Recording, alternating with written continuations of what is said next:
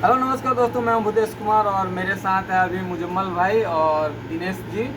तो आइए हम इन लोगों से कुछ शायरी सुनते हैं। दिनेश जी को आप लोग पहले से जानते हैं और मुजम्मल भाई जो हैं हमारे अभी आए हुए हैं, आज पहले ब्लॉग है इनका। तो आइए इनसे हम कुछ शायरी सुनते हैं। तो मुजम्मल जी पेश कीजिए दर्शकों के लिए कुछ शायरी।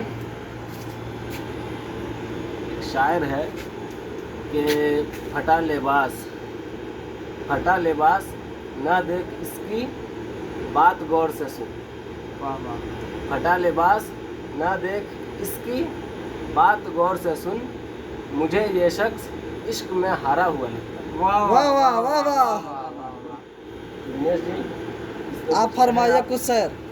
हम यही बनेंगे भोजपुरी में शायरी बात रूप ना हो रुपाई हो, वाह वाह। ये रूप ना हो रुपाई हो, पूर्व जन्म के कमाई हो, कमाई हो। ये रुपवा पर कृष्ण जी लोभा गई है। वाह ये वाह। रुपवा पर कृष्ण जी लोभा लोभा गई गइल है। है। ये रुपवे के दिन हो कितना लोग गर्दन कटा है। वाह वाह, गजब गजब दिनेश जी, आप छा गए बिल्कुल। चलो बजा बिल। बहुत अच्छा।